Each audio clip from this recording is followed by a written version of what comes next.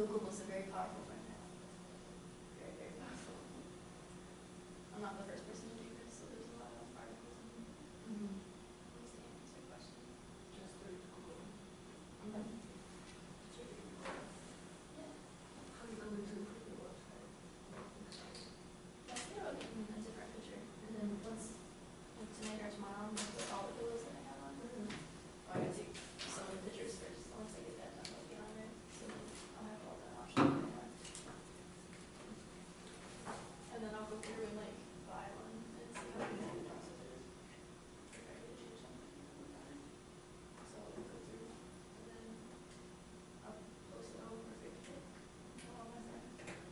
Next week. They're also going to promote it on Instagram. Don't have Instagram, but I think I might need to. Yeah. That's where all your customers are at, Yeah. Instagram. I hate Instagram. It's so addictive, yeah. All right, well, we'll get started. I'm ready to sit and get some of you. I'll put my laptop over here so it feels like there's more people here. Oh, thanks, appreciate it. All right, so, whoops, nothing showing up there. Doesn't mean any good. Hang on.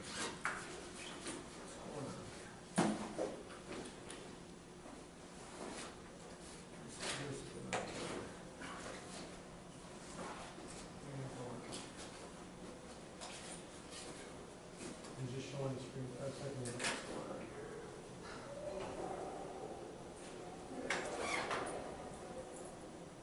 Guys, give me a second. You pick up now?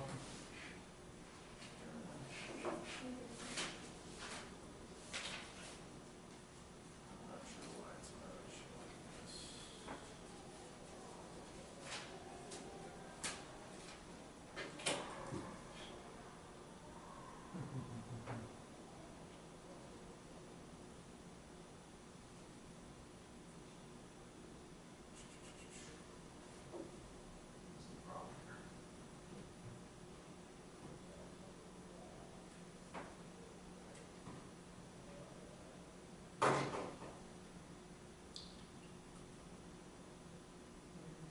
here? Sorry, guys, give me a sec. There's some stuff here, so.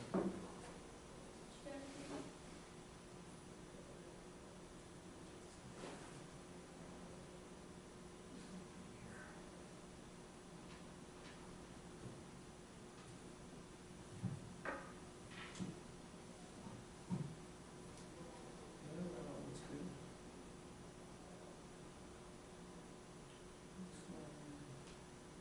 fine. Let's see this and not anything else.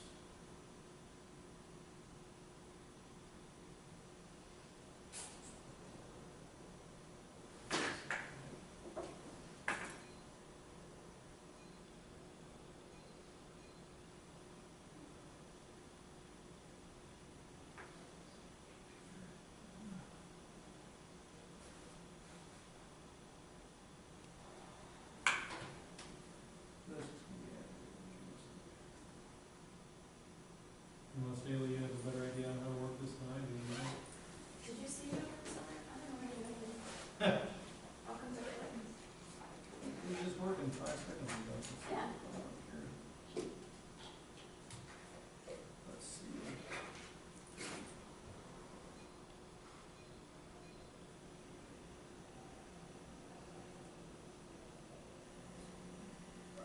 That's not doing it.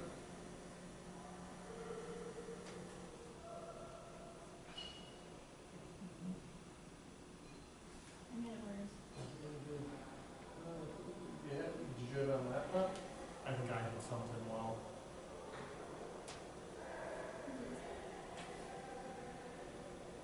Well, it's just, we're good now, at least with what we had before. We didn't go backwards. No, we didn't. Oh, wow. Hey. Hey, how you doing? Good morning. It's all set. Thanks, man, appreciate it. Thank you, have a good day. You too. All right. What did you do? What was the secret? Doing something that makes it so that I can't see what I'm doing on this side. Wait, now I've got it. What in the world happened? I have no idea what I did. Okay. So let's go. Cool. Good thing we recorded all of that for posterity. Perfect. All right. So what we're gonna go through today is, shut that door back there because I'm easily distracted. Is how to make money with your business idea. So,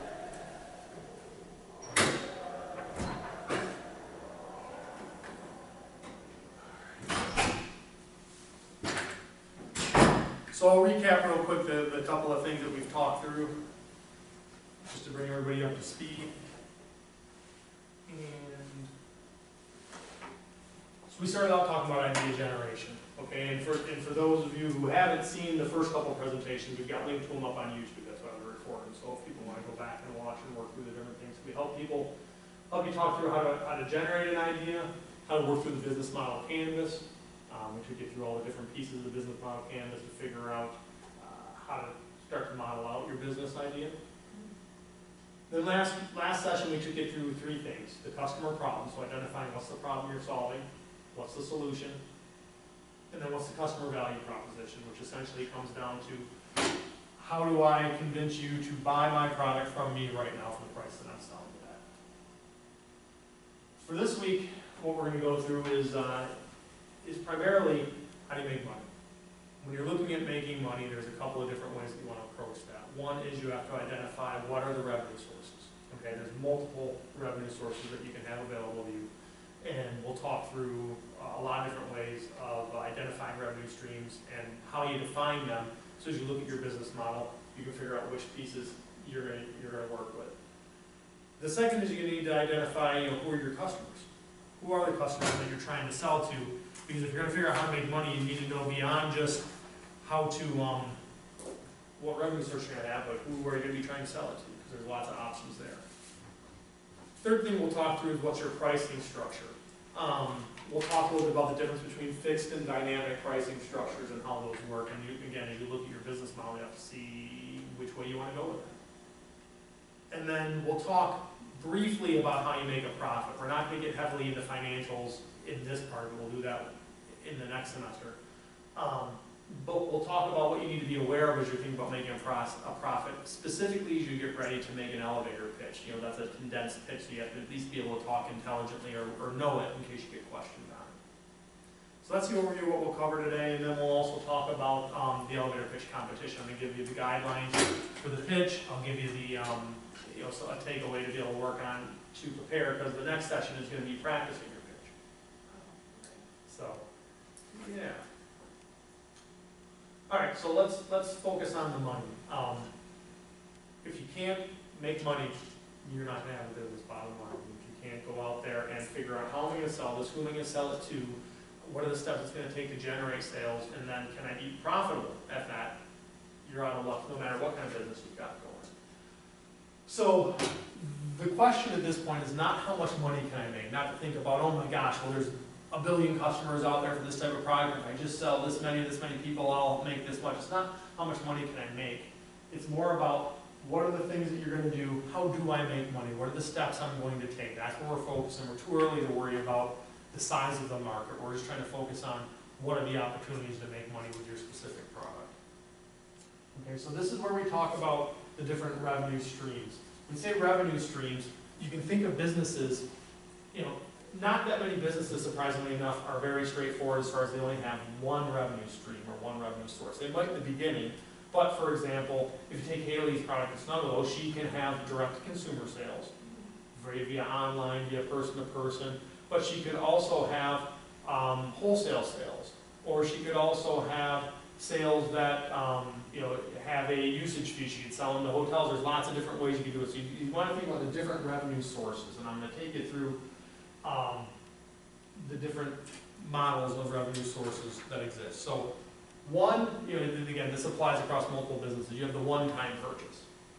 If you've got something that you're selling, then a one-time purchase is pretty typical from a consumer product standpoint, potentially. But if you think about something that's reusable, you could have something that has a recurring purchase. So think skincare, right? I mean, when you run out of it, you buy it again. Think from a software standpoint. A lot of companies offer what they call software as a service now, so it's a monthly fee. That's a recurring purchase, a recurring revenue stream. So as you're setting up your company, you want to think about is any customer I have, are they a customer once? Or are they a customer recurring for any individual product or service, right? So again, in the case of the Snuggalo, maybe they're a one-time customer for the Snuggalo, or maybe once every 5 years or 10 years as those things wear out for themselves for their own personal use. And you'll have to think about, well, then does that mean that I have to come up with other items I want to sell them as accessories? Or are you selling a product or service that they could buy every month, every year, that's got a regular planned recurring purchase cycle? So when you're looking at revenue sources, think is it one time or is it recurring? And then you can start to think through the types of revenue. The types of things you're doing to generate revenue.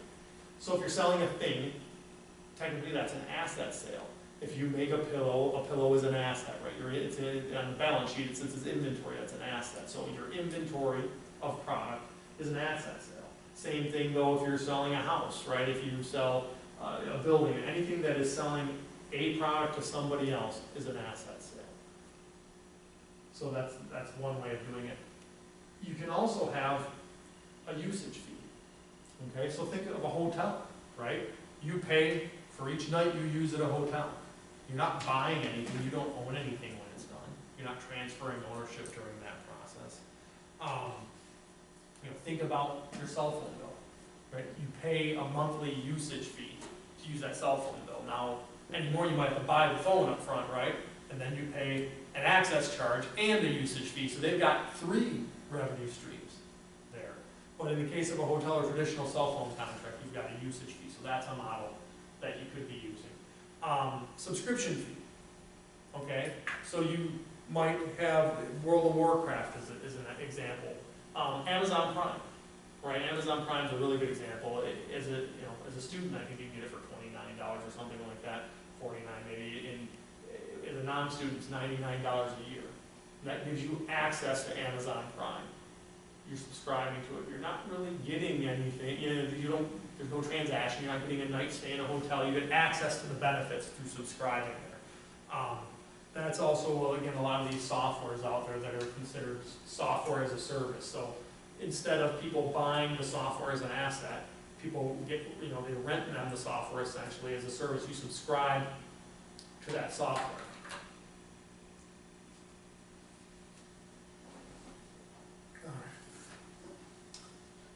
The next example would be renting or leasing. So you can lease a car, right? You can lease an apartment. So when you're looking at whatever your business model is going to be, is there a lease or rent or lending type revenue stream available? There's also licensing. Good example of licensing would be if you've got a product or you've developed intellectual property. Okay, so you can license all the rights to your product to somebody else. We've talked about that with Josh, who's got the magnetic cup. He's not sure he wants to go out and sell a bunch of magnetic cups. He might want to license the idea of the magnetic cup to some other beverage container companies. If you look at, I've worked with companies where we licensed our technology. We sold the product, but we would license our technology within specific verticals. So we licensed the product for a fitness sandal to a fitness sandal company. We licensed the technology and the rights to do NCAA products to a company that specialized in putting NCAA logos on it. So you can license specific portions of it, or you can license the whole idea. But again, when you look at companies, you don't have to be limited to one revenue source. In fact, it's better if you can find a model where you can have multiple revenue sources over time. Whether you want to launch and try and find multiple at once is probably a bit much to do. You kind of want to knock them off one at a time. But if you can have multiple revenue sources, it's to your benefit. A brokerage fee. So a real estate agent sells a house. They didn't own that house. They don't get the money from that. They get a fee, right? It's called a brokerage fee. An investment banker gets a brokerage fee when they sell a stock or a bond or something like that. So another potential revenue source, depending on the type of business you're in. This is probably the least common because it's very specific to a couple of industries, but a sourcing agent. So there are people that will work with you to try and find factories, for example, in China. If you need something made in China, hey, look, you want to take the Snuggalo to China, you're not going to have a lot of success if you just hop on a plane and go door to door. You're going to work with somebody more likely who's considered, who would be a sourcing agent, they have relationships with factories, they take a fee from, you normally off your end, so what'll happen is if if it's $1 a pillow, they'll charge us 6%, so you pay $1.06, which is their brokerage fee, is that 6%. So, that's an example of a brokerage fee. Another revenue source can be advertising. So a lot of times this is driven by if you've got a website, right? If you've got an app, or if you've got something that is software based anymore. Obviously, the print media business was did a lot of advertising revenue, but I don't think we've got a lot of people that are interested in launching newspapers today. Not terribly successful business models. So you're going to see advertising more from a digital media. Again, if you've got a popular website, you can sell advertising. If you have a popular application, you can sell advertising as an additional revenue generation opportunity for your target market and come up with another revenue source. The other piece we're talking about is pricing mechanism. Okay, so this is when I was talking earlier, fixed pricing versus dynamic pricing. When I say fixed pricing, don't think I sell it for $10, I'm always going to sell it for $10. Fixed pricing means that you have a set pricing structure that you go to market with, and you basically stick to it across the board. It's not dependent on what else is going on in the market. So, for example, typically if you're going to sell wholesale products, you would say, okay, well, our wholesale price is usually, if it's a $10 retail, usually your wholesale price would be $5. Okay, that's called Keystone. It's a 50% gross margin. So if your wholesale is $5, well, you might say for orders of $10,000 and more, I'll give an extra 10% discount. For orders of $20,000 more, I'll give an extra 20% discount. That's still considered fixed pricing because you have a fixed schedule for how you price your product. Okay? Dynamic pricing means that the pricing fluctuates with the market. So the best example that I can think of that I see on a regular basis is on Amazon. Okay. You're able to go in there, there's softwares that allow you to basically scroll the entire internet for everywhere your product's being sold, and or product that you're selling is being sold. And if somebody drops below, like let's say you're normally $10, somebody drops to $9.50, it'll automatically go on Amazon and adjust your price to $9.49. So that's dynamic pricing, where you shift your pricing based on what everybody else is selling for. That's, I personally haven't encountered tons of good examples outside of that. I guess the other opportunity would be reverse auction would be another one. So a lot of times, in supply contracting, like if you wanted to sell toilet paper to the university, I'm not sure the university does this, I see it a lot with department stores and things like that for supply items, where their supply buyers would say, we're going to list all the things that we buy for the year, all the volumes of the quantities that we want, and they'd invite however many companies they knew of as potential suppliers to what they call a blind reverse auction. So if I was a supplier, I'd come on and I would know everything that's for sale, or that I could bid on, and I would have to give prices based on what I think the best price should be. And at the same time, everybody else in this room might be on there as a separate supplier. So we might have 5, 10 different suppliers on there, and I'd say, okay, well, I'm going to bid, make this up, $1 per roll for the toilet paper. And you could see that, okay, current bid is $1 per roll. So you could come in at 99 cents, somebody else come in at 98 cents, and that would be dynamic. So we're all changing our pricing based on what the market is doing. Those are probably the two best examples I can think of from a dynamic pricing. So the fixed is you go out to market, you've got your pricing plan strategy in place. Doesn't mean that you don't ever run specials or anything like that. But you've got a program in place that is defined ahead of time. Okay. The other side of it is the dynamic, which you shift based on what the market's telling you. And you've got to think through all of that as you're setting up how you're going to make money. You need to be aware of what is the industry standard. Right, so first of all, you have to look at your product or your service or and say, what's the market bearing right now? Like, even if you've got a unique thing, there's something comparable, right? It might not be exact apples to apples what you're doing, but there's got to be something comparable. So you have to look at the market and say, here's what I think I can get for this, based on what I know. Either from market comparables, or because I've tried to sell it, because I've talked to customers, here's where I'm starting at. Then you've got to look at it and say, okay, well, what are the different ways I can sell it, right? Those are the different revenue sources. And then how am I gonna price it? Am I gonna sell it, out there on a fixed style? Am I gonna do it on a dynamic model? And then the last piece is it gonna be a one-time or is it recurring?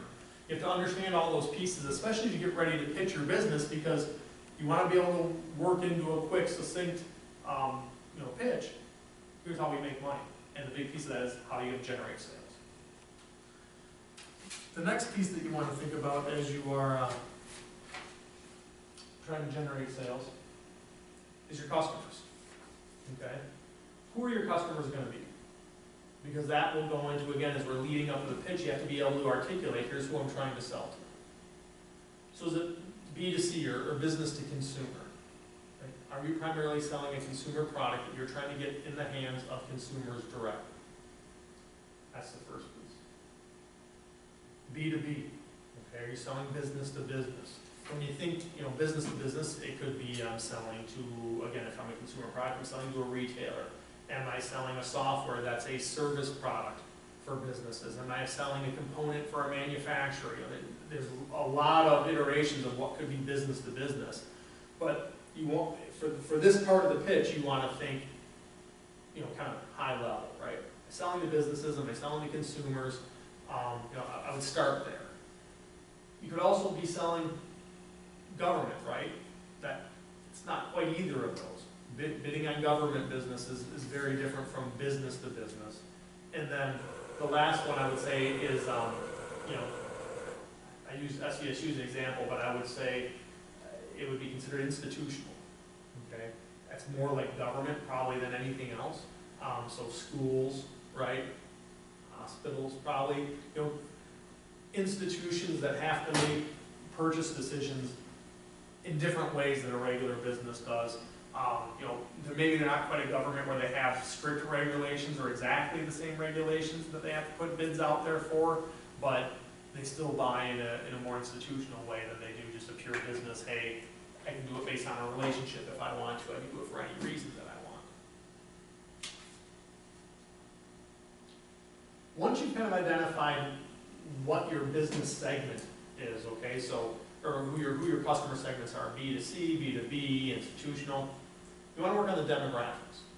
Okay, so this is a consumer image, so we'll talk through that one first, but it works for anything. So are you selling to men, are you selling to women, are you selling to kids, right? What's the age? What's the, if you're selling a diet product, right? Are you trying to sell, to certain body demographic profiles? Are you selling a fitness product? So you've got lifestyle demographics. You might have health demographics depending on, maybe you sell a product that they have a picture in a wheelchair, so maybe it's a disabled demographic, but you can think a diabetic product, right? It's not a disabled demographic, it's a medical need product. So you want to kind of start really big and think, okay, who am I selling to? Consumers, businesses, right? Then what kinds of consumers and businesses as you start to narrow it down as you think about your product. Again, because you want to be able to articulate in a short period of time, here's who I'm selling to. Because if you can't figure it out, you're never going to be able to explain it, and you'll never be able to do it. From a business standpoint, then you go through the same exercise. What's my demographic of business customers? Is it retailers? Is it manufacturers? Institutional? Is it hospitals? Is it schools?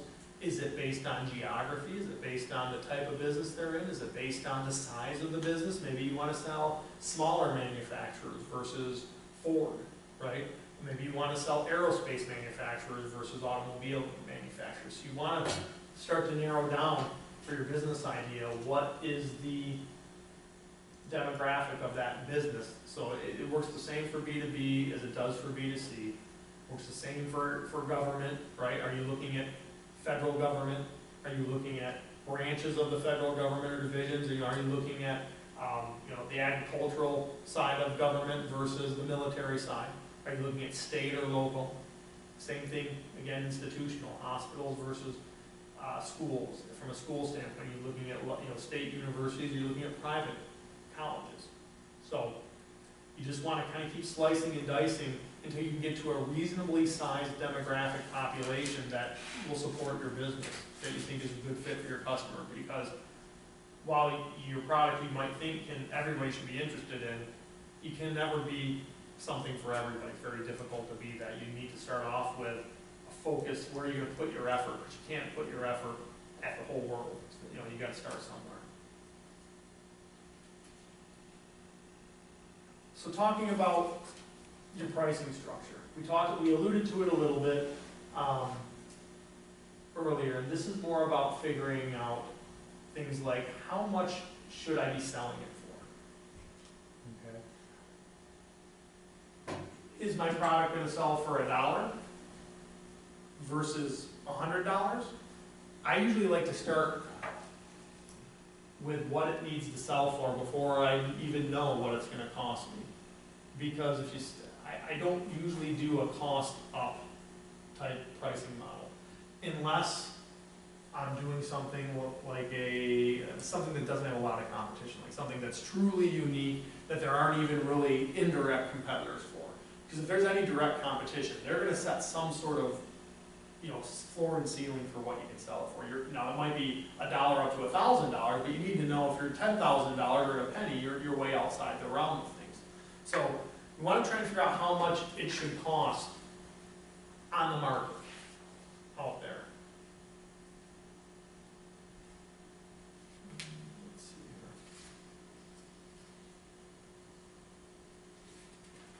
We talked about, so we talked a little bit about the fixed pricing. So once you know how much it's going to retail for, you can start to work on what your pricing is going to be, right?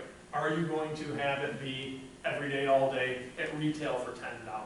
If you're selling direct to consumers, you might say buy two, get one free, right? Or buy two, get one half off. That's still considered fixed pricing. Again, it's not dynamic unless you're letting the outside market control it. We talked about a wholesale model, right? Where you have a list wholesale price and discounts off of that. So once you figure out how much you think the market will pay for it on the pricing side, then you start to build in your price levels on the fixed side. From a dynamic standpoint, we can talk through a few examples of where you see dynamic pricing, right? If you think about when you go to buy stuff, where do you see pricing be dynamic? I mean, I think StubHub is one of the better examples. You know, we've got season tickets for the Lions, which you'd be surprised sell for anything. But you know, we put them up there for $75 a game, and somebody else drops it to $74, and so you've got this constant jockeying. Google Ads is another great example. Google Ads, you know, are priced on a pay-per-click basis, and it's based on how, you know, any given keyword. So if you search the keyword, you can do a keyword of a brand, so you can say keyword Ford, and then all the Ford dealers are all bidding on that keyword. And the more people that bid on it, it drives the price up because somebody's willing to pay a little bit more. So that's very dynamic. And you see that with airlines. They've actually had a dynamic pricing model. Airlines and auto industry, you just didn't realize it, but behind the scenes, they've been dynamically competing against each other long before Amazon was even major. I mean, they've been doing it as long as I've been traveling because they're always competing with each other for the same routes. So they reprice their product. I mean, right now they reprice their flights, I think, you know, on a real-time basis. They used to reprice their flights on more of an hourly and then, you know, before that a daily basis. But they look at each other's prices, and that's how they have their dynamic pricing model based on what the other competition is doing. You know, from a hotel standpoint, very similar thing. They reprice their inventory based on not only based on what their competition is doing, but from the hotel standpoint, you'll see they'll reprice it based on what's going on in that town. Not even just based on demand. I see this a lot of times, like if we decide we're going to go do something downtown Detroit, like something gets announced, like a Lions Monday Night Football game. So, for example, the NFL announces their schedule all on one night, they release it all. If I can get on there within an hour, the hotels haven't had a chance to react to the pricing. So usually I can get the price at normal rates. But if I wait 6 hours, price more than doubles. It's not really yet about demand because people haven't gone and booked enough hotels. It's more about them responding to the expected demand at that point. But it's it's dynamic pricing.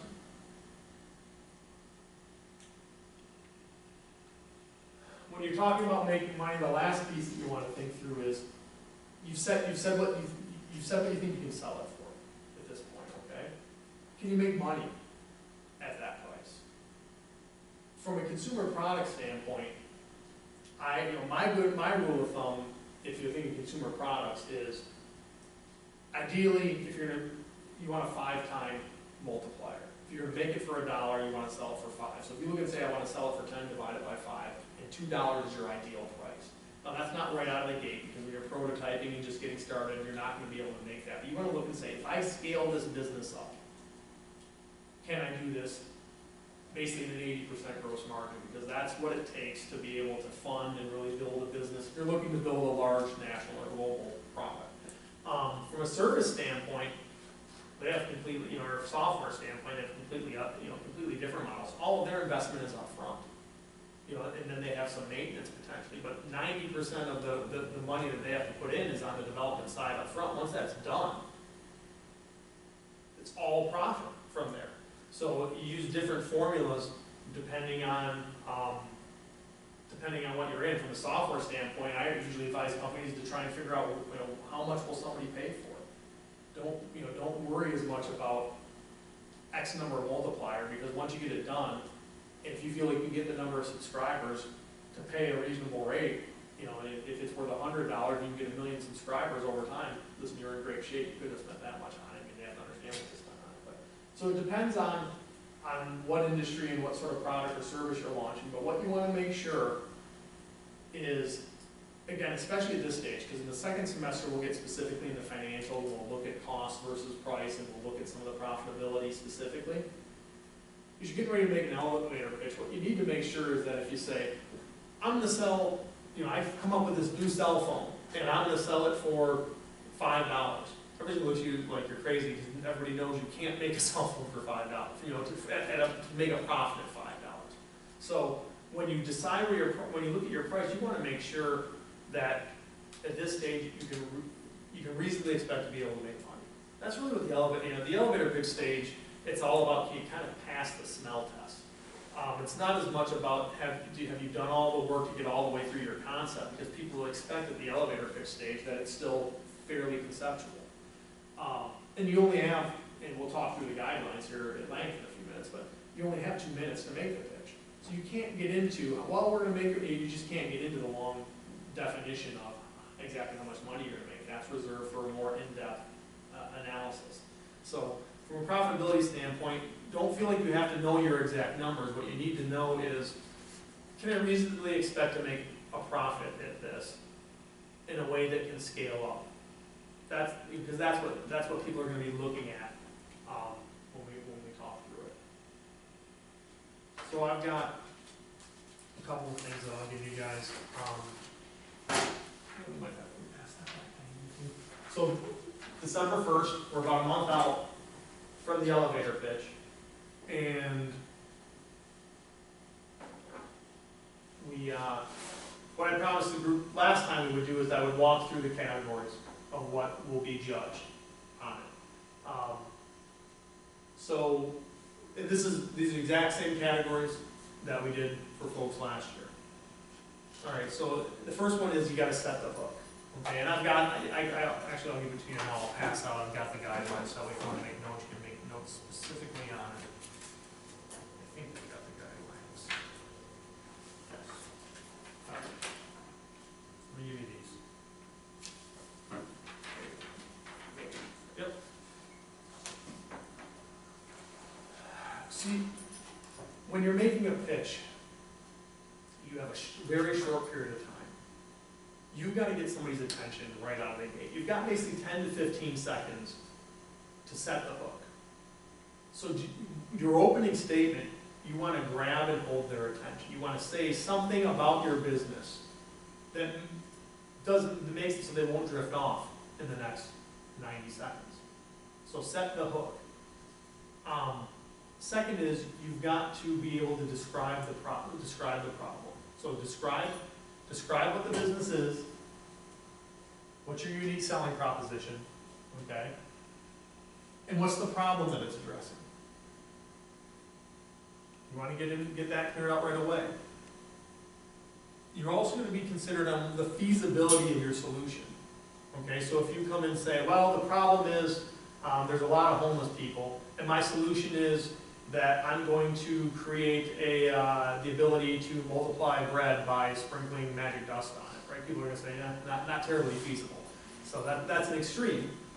But you've got to make sure that you present the problem, your unique solution to that, and it's gotta be feasible. People have to believe in that elevator pitch timetable that what you're saying, it can be reasonably done. You want to talk about your target market. That's why we talk through, you need to make sure you understand who your customers are and what their demographics are. You want to talk through, you know, who that customer is, because for your pitch, you're going to want to be able to give a brief overview of, hey, my customer base is, you know, natural products retailers in the United States, and basically, you know, and there's 10,000 in the U.S.